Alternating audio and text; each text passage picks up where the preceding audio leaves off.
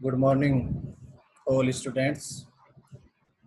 मैं doctor Ranjit Singh Bhutania, assistant professor geography, MJD government college Taranagar. आज हम बात करेंगे ह्यूमन ज्योग्राफी, मानव भूगोल। और मानव भूगोल की जहाँ तक बात होती है, सबसे पहला टॉपिक अपन ने लिया है मानव भूगोल का अर्थ, प्रकृति, विषय क्षेत्र।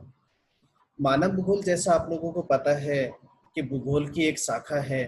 प्रारंभ में जब से भूगोल विषय प्रारंभ हुआ, उस समय कोई मानव भूगोल नहीं थी, कोई भौतिक भूगोल नहीं था, कोई परिवहन भूगोल नहीं था।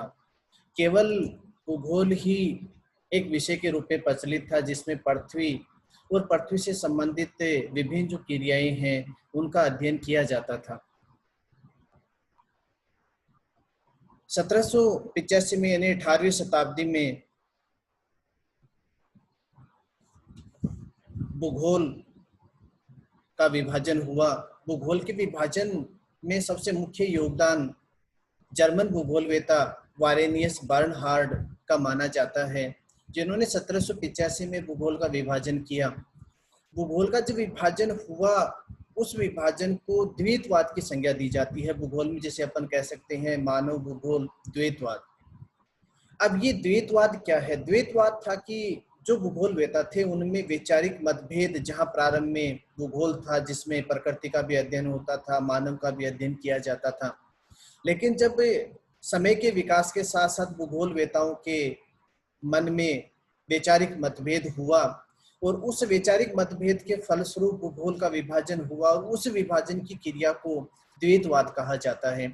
और उस द्वैतवाद का परिणाम है कि भूगोल की वारेनियस बर्नहार्ड ने दो शाखाओं में इसका विभाजन किया।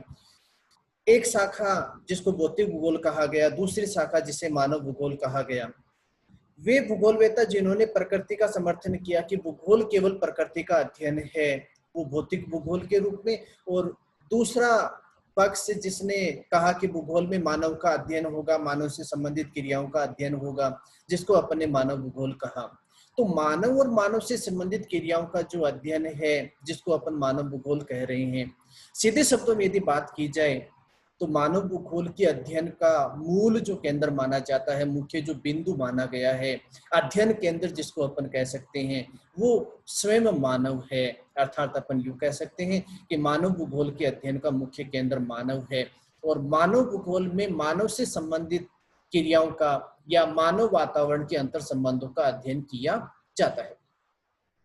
मानव भूगोल का जनक, पिता जिसको अपन कह सकते हैं, फादर ऑफ ह्यूमन ज्योग्राफी है, वो जर्मन भूगोलवेता फ्रेडरिक रेडजेल को माना जाता है। और फ्रेडरिक रेडजेल ने मानव भूगोल से संबंधित अपनी रचना एंथ्रोपोजियोग्राफी, मानव भूगोल से संबंधित फ्रेडरिक रेडजेल की जो रचना है, जो पुस्तक है, जिसमें उन्होंने मानव भूगोल का समर्थन किया है, मानव भूगोल का एक नई शाखा के रूप में उन्होंने उद्भव किया, प्रारंभ किया। क्योंकि अपन फ्रेडरिक रेडजेल को मानव भूगोल का जनक कह रहे हैं, पिता कह रहे हैं, तो फ्रेडरिक रेडजेल ने अपनी रचना एंथ्रोपोजियोग्राफी में मानव भूगोल का समर्थन किया है।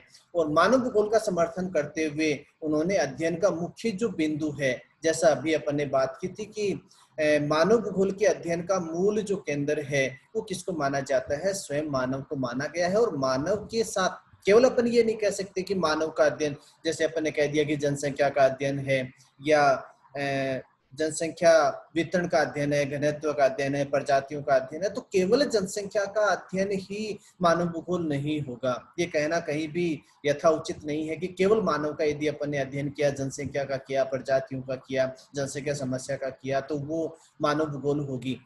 मानव के साथ मानव का अध्ययन तो होगा, जनसंख्या का अध्ययन होगा, प्रजातियों का अध्ययन होगा, लेकिन मानव के साथ मानव की क्रियाओं का, जिनसे मानव अपना जीवन यापन करता है, जिससे मानव अपना जीवन निर्वाह करता है।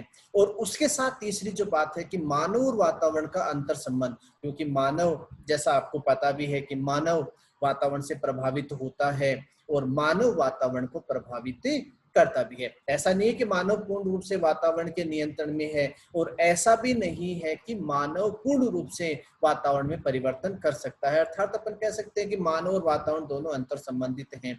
तो अपन ने कहा कि मानव का अध्ययन, दूसरा अपन ने कहा कि मानव और मानव की आर्थिक क्रियाओं का अध्ययन, जिसको अपन मानवीय व्यवसाय कह सकते हैं। और तीसरा अपन ने कहा कि मानव और वातावरण के अंतर संबंधों का अध्ययन है, वो मानव भूगोल है। दूसरी बात यहाँ पे अपन करें, जैसा अभी अपन ने कहा कि फ्रेडरिक रेडजेल जो मानव भूगोल के जनक हैं, उन्होंने मानव भूगोल से संबंधित बहुत अच्छी परिभाषा उन्होंने दी है। उन्होंने अपनी रचना एंथ्रोपोजोग्राफी में कहा है कि मानव भूगोल के दृश्य सर्वत्र पर्यावरण से संबंधित हैं, जो स्वयं भौतिक दशाओं का एक योग है।